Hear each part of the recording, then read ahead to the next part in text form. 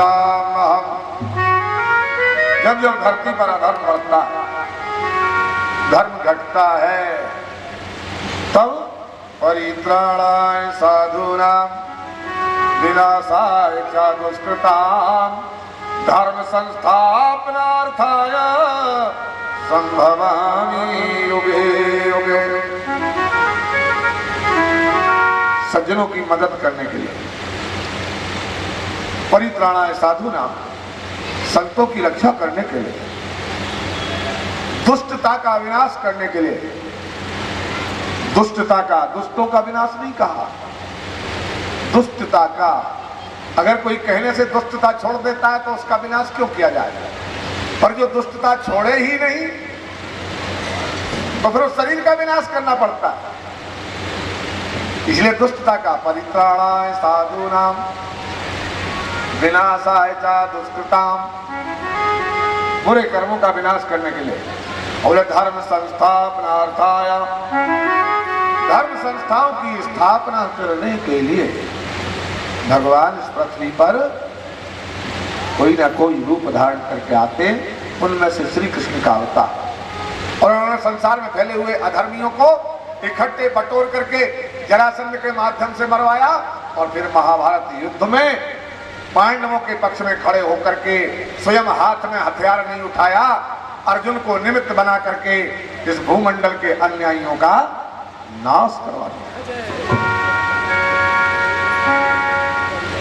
महाभारत युद्ध समाप्त हो गया, समाप्त हो रहा, सारी सेना मारी जा चुकी है। दुर्योधन गदा युद्ध में भीमसेन से घबरा करके अपने प्राण बचा करके एक तालाब में छुपा हुआ है। रात्रि का समय अश्वत्थामा द्रोणाचार्य का पुत्र शेष बचा हुआ था। ये दुर्योधन के पास जाता है और कहता है, बताओ महाराज, मेरे लायक कोई काम बताओ, आपकी जो विशेष इच्छा हो, मैं आपकी इच्छा पूरी कर सकता हूं। दुर्योधन ने कहा, अगर विशेष काम करना चाहते हो तो वो काम एक ही है जिसे मैं नहीं कर सका। कौन सा? बोले जैसे भी हो,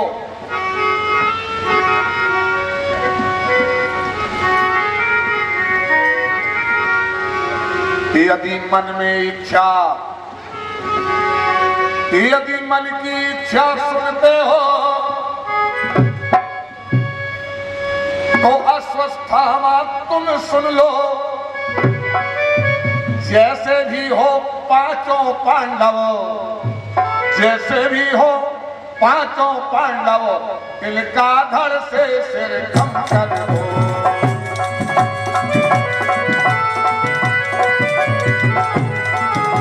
जैसे ही पांचों पांडव को दुनिया से आज खत्म कर दो।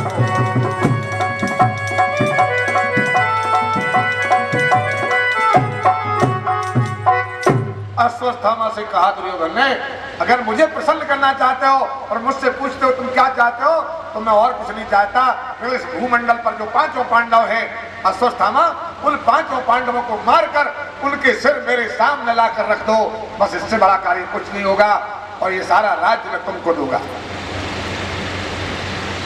अश्वत्थामा द्रोणाचार्य का पुत्र रात का समय चला, जाकर के पांडवों के शिविर में पहुंचा। पांडवों के शिविर में पहुंचा, उस समय पांडवों को श्री कृष्ण पांचों पांडवों को लेकर के एकांत स्थान में मंत्रणा करने को चले गए। शिविर में लोग सो रहे थे। अश्वत्थामा आया, देखा सोने वालों को, यहाँ पांडव को दिखाई दे, द्रौपदी कहाँ है? द्रौपदी जहां सो रही थी उस शिविर में पहुंचा। द्रौपदी के पास में 5 लोग अलग अलग सोते दिखाई दे। अश्वत्थामा ने उन सोतों के, सोने वालों के ऊपर और तलवार चला करके पांचों के सिर अलग कर दिए, और 5 सिरों को जल्दी से उठा करके चुपचाप, रोने की भी आवाज नहीं आ पाई, ऐसी तीव्र तलवार से सिर काटे, और काट करके 5 सिरों को लेकर के जाकर के दुर्योधन के पास पहुंचा। मैं लाया 5 पांडवों के सिर। दुर्योधन ने कहा मुझे 5 में से सबसे पहले भीम का सिर उठा के दो।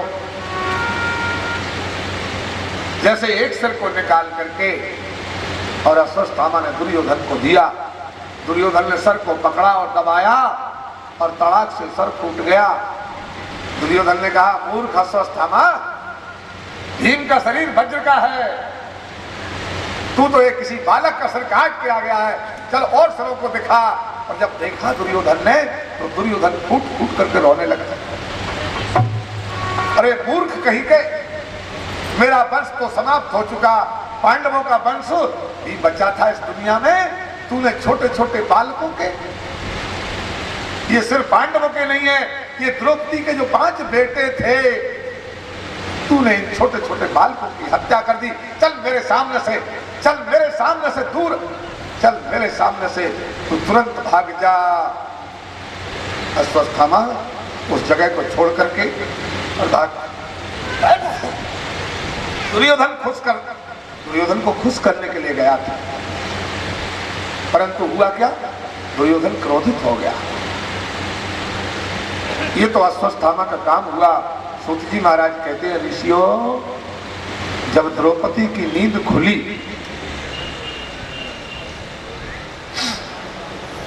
जब द्रौपदी की नींद टूटी और अपने 5 बेटों की तरफ नजर डाली तो 5 बेटों के धड़ के पास सिर नहीं थे, केवल मरे हुए 5 बेटे, और द्रौपदी देखती है। सज्जनों, जिस माता के 5 बेटे एक साथ मरे हुए और अपनी आंखों से देखेगी, उस माता का क्या हाल हुआ होगा। द्रौपदी कितनी करुणा करके फूट कर रोई। द्रौपदी का रुदन सुन करके, उस करुणा को सुन करके पांडव श्री कृष्ण जहां भी बैठ करके चर्चा कर रहे थे, भागते हुए वहां से तुरंत जल्दी आए। देखा द्रौपदी का हाल, बहुत कुछ समझाया बुझाया, देखा 5 पुत्र मरे पड़े।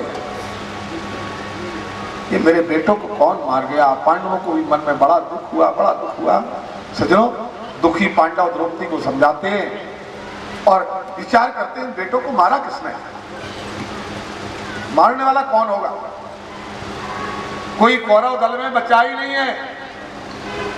हाँ, ध्यान में आया केवल गुरुदेव का, गुरुजी का बेटा अश्वत्थामा बचा है, और ये काम उसके अलावा और किसी ने नहीं किया होगा। इसलिए अश्वत्थामा के द्वारा ये बेटे मारे गए। द्रौपदी को समझा बुझा करके चुप करने की कोशिश की गई और कहा देवी चिंता मत करो, मैं उस अश्वत्थामा को जाके जान से मारता हूँ।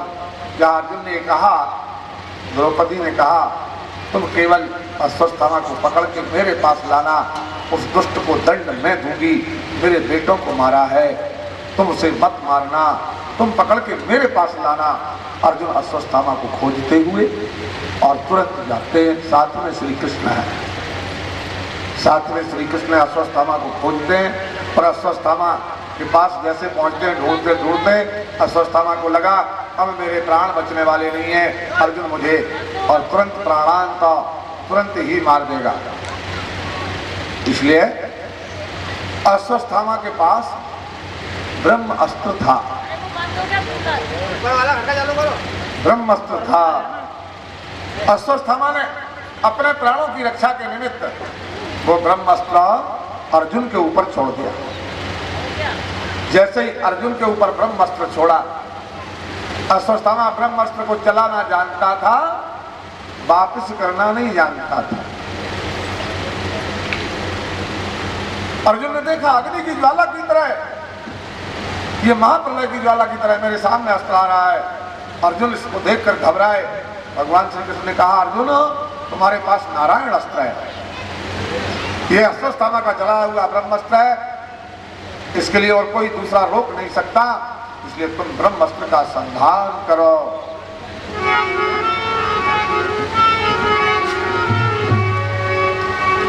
सज्जनों, जिनकी रक्षा करने के लिए परब्रह्म परमात्मा स्वयं बैठे हो, उनके लिए चिंता करने की जरूरत नहीं है। हमें चिंता नहीं उनकी, हमें चिंता नहीं उनकी, पर उन्हें चिंता हमारी है। सारे संसार की चिंता करते हो परमात्मा, अपने भक्तों की चिंता करते हैं। हमें चिंता नहीं उनकी, उन्हें चिंता हमारी है। ये हमारी नैया के रक्षक,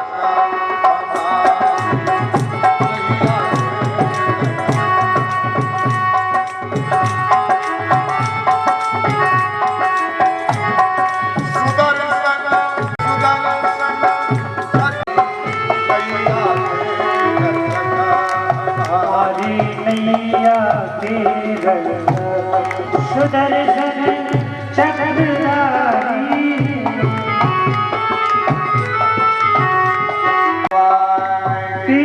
कर सकता, पर भगवान कृष्ण जहां साथ में, जहां चक्रधारी साथ में, पर चक्र उठा नहीं सके। क्यों? प्रतिज्ञा थी महाभारत के युद्ध में मैं अस्त्र ग्रहण नहीं करूंगा। इसलिए नारायण अस्त्र है, इस नारायण अस्त्र का संधान करो। अर्जुन ने नारायण अस्त्र उठाया, नारायण अस्त्र का जैसे ही संधान किया, अर्जुन के उस करुणा कलाप में कृष्णा कृष्णा महाबाहो भक्तानां भयंकरा त्वमेको दहिमानानां अपवर्गो असी संस्रते। भगवान श्री कृष्ण ब्रह्मास्त्र लाने के लिए प्रेरित करते हैं। कहते हैं ये द्रोण पुत्र इस अस्त्र को वापस करना नहीं जानता। वेदेदं द्रोण पुत्रस्य ब्रह्मास्त्रं प्रदर्शितं नो वासो वेद संहारं प्राणवाद उपस्थिते। इसलिए नारायण अस्त्र को छोड़ो, बाकी कोई प्राणों की रक्षा नहीं कर पाएगा। अर्जुन ने नारायण अस्त्र का संधान किया। नारायण अस्त्र का संधान जैसे ही किया, बस ब्रह्मास्त्र और नारायण अस्त्र दोनों आपस में टकरा करके शांत होते। जब ब्रह्मास्त्र से अर्जुन के प्राण बचा लिए भगवान ने, उस समय अश्वत्थामा अपने प्राणों को संकट में आया देखा, कोई उपाय नहीं बचा, परंतु क्या करे, भाग नहीं सकता। अर्जुन ने जाकर के अश्वत्थामा को पकड़ा। अश्वत्थामा तो समझ रहा था ये मेरे लिए प्राण दंड दे देगा, पर अश्वत्थामा को पकड़कर अर्जुन ले जाते हैं कहाँ? द्रौपदी के पास में। भगवान श्री कृष्ण कहते हैं अर्जुन तू इस आतताई को मार डाल, इसने 5 पुत्रों को मार दिया। और अर्जुन अपनी धर्म पत्नी द्रौपदी के पास और लेके पहुंचते हैं। अश्वत्थामा एक विकल पशु की तरह, बंधक पशु की तरह वहां खड़ा है और वहां निर्णय देने के लिए कहा जा रहा है इस दुष्ट को क्या दंड दिया जाए। द्रौपदी तुमने इसको यहाँ बुलाया था, ये इसको लाके उपस्थित किया जाए, अब इसको कौन सी सजा दी जाए। सजनों, एक समाज बैठी है, इस 5 बेटों को मारने वाले के लिए क्या सजा दी जाएगी, क्या सजा होना चाहिए? जिसने सोते हुए 5 बालकों को मार डाले, निर्णय क्या हो? भगवान कृष्ण तो कहते हैं आतताई को मार देना चाहिए। भीमसेन कहते हैं हाँ, तुरंत ही प्राण दंड दिया जाए। परंतु न्याय तो द्रौपदी को करना था। सजनों, इस भारत की देवियां, इस भारत की देवियों का हाल देखिए। ये भारत वैसे ही और इतना श्रेष्ठ नहीं बन गया। कहा अर्जुन ने, कृष्ण ने, अरे द्रौपदी किस लिए बुलाया था, तुम अपनी इच्छा प्रकट करो, क्या दंड दिया जाए। द्रौपदी ने कहा अगर मुझसे पूछते हो तो मेरे 5 बेटे मर गए, जितना दुख मेरे हृदय में है उसका अनुभव मुझे है। और दुनिया में किसी दूसरे को नहीं होगा। मेरे 5 बेटों को मार डाला इसने, परंतु मैं अपने मन को इसलिए समझा लूंगी कि मेरे 5 पति मौजूद हैं, इसलिए बेटे नष्ट हो गए पर मेरे 5 पति तो मौजूद हैं। पर अगर इसे प्राण दंड दिया जाता है तो इसके पिता पहले मर चुके, युद्ध में मर चुके द्रोणाचार्य, और जब ये मारा जाएगा तो इसकी माता रोएगी और उस माता को इसके अलावा कोई दूसरा सहारा नहीं है। इसलिए मैं तो अपना दुख अपने पतियों के साथ काट लूंगी, पर इसकी माँ दुख कैसे काट पाएगी। इसलिए आर्यपुत्र इस अश्वत्थामा को छोड़ दो। पूरी सभा चिल्ला उठी, ऐसे पापी को, अरे द्रौपदी छुड़वाने की बात कह रही है। पर भारत की देवियां कितनी दयालु थी, जिसने 5 बेटों को मार दिया हो और उसको भी कह रही इसे छोड़ दो। ऐसी धर्मवान नारियों की बदौलत ही ये भारत भूमि श्रेष्ठ कहलाई। अश्वत्थामा को छोड़ने की बात कहीं भी बौखला गए, अरे ऐसे पापी को कैसे छोड़ दिया जाए। परंतु श्री कृष्ण मध्यस्थ हैं, कहा न्याय द्रौपदी के हाथ में था, अश्वत्थामा को छोड़ो। और जब अश्वत्थामा को छोड़ने लगे तो अर्जुन ने अश्वत्थामा के बाल मोड़ दिए और उसके माथे में जो मणि थी वो मणि निकाल ली और धक्का दे करके उस शिविर में से अश्वत्थामा को भगा दिया। अब विचारणीय प्रश्न है, जिसने 5 हत्याएं कर दी हो एक साथ और उसके प्राणों को क्षमादान देकर के जिस मां ने बचा दिया, उसे उसका उपकार मानना चाहिए कि उससे बैर पालना चाहिए। पर अश्वत्थामा ने उपकार नहीं माना। अश्वत्थामा वहां से निकलता है और विचार करता है, मैंने पांडवों के 5 बेटे मार दिए, अब तो पांडव वंश में कोई बच्चा बचा नहीं है। परवरी आदि अर्जुन के जो बेटे थे वो पहले मर चुके हैं। घटोत्कच आदि जो भीम के बेटे थे वो पहले मर चुके हैं। अब पांडवों के वंश में कोई नहीं बचा। अश्वत्थामा विचार करता है,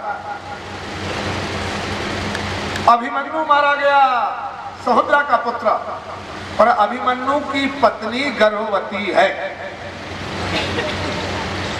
देखिए उपकार का बदला। जिस द्रौपदी ने अश्वत्थामा को प्राण दंड देने से मुक्त कर दिया, वही दुष्ट आत्मा अश्वत्थामा गर्भ में रहने वाले बालक को मारने के लिए और ब्रह्मास्त्र का संधान करता है। सारे नियमों को तोड़कर ब्रह्मास्त्र कब चलाया जाता है? जब प्राणों पर संकट आ गया। पर एक नववधू उत्तरा के गर्भ में रहने वाले बालक को मारने के लिए इस अश्वत्थामा ने ब्रह्मास्त्र, सबसे बड़ा हथियार, इसके ऊपर चला दिया। और जब ये हथियार चला उत्तरा के ऊपर, जब ये हथियार चला, द्रौपदी ने किस भावना से क्षमा करवा दिया? इसकी मां रो रो के मर जाएगा। मामरोदस्य जननीम गौतमी पति देवताम यथा मृतवत्सामरोदश्रमुखे महो। द्रौपदी के मन में ये करुणा आई और अश्वत्थामा को बचाया, और अश्वत्थामा प्राण बचने पर इनका ये एहसान नहीं मानता, बल्कि एक गर्भवती माता के पेट में रहने वाले बालक को भी मारने के लिए ब्रह्मास्त्र चला रहा। और जब ये ब्रह्मास्त्र चलता है उस समय उत्तरा चिल्लाती है इस ब्रह्मास्त्र को अपने ऊपर आते देख करके। उत्तरा क्या करे? चिल्लाए, पाहि पाहि महायोगिन, पाहि पाहि महायोगिन, देव देव जगतपते, नाल्यं तद्भयं पश्ये यत्र न परस्पर उत्तरा अपने प्राणों की रक्षा के लिए पुकार नहीं कर रही है। उत्तरा चिल्लाती है, मेरी रक्षा करो कोई। किस लिए रक्षा करो? इसलिए रक्षा करो अवद्रवती मासी सत्तत्वं सप्ताय सविभव कामं दहतु मां नाथ मां गर्भो निपात्या। कहती उत्तरा, मेरे गर्भ में जो पांडव वंश का अंश है इसकी रक्षा करो, इसकी रक्षा कर दो। मेरा शरीर भले छूट जाए परंतु मेरे गर्भ में जो पांडवों का अंश है उसकी रक्षा करो, रक्षा करो। हाँ, सूत जी महाराज कहते हैं, जब इस तरह से उत्तरा चिल्लाई, कुंती दौड़ी और कुंती ने दौड़ करके कहा, उत्तरा हमारे वंश की रक्षा करने वाला, संसार में धर्म की रक्षा करने वाला एक ही है, वो है श्री कृष्ण। इसलिए उन कृष्ण का ध्यान करो, उन कृष्ण को पुकार लगाओ, बस वो ही बचा सकते हैं और कोई दुनिया में इस काम को, इस रक्षा करने के लिए समर्थ सक्षम नहीं है। कुंती प्रार्थना करती है, लमसे पुरुषं अवादमी श्रम प्रकृते परम अलक्षं सर्वभूता।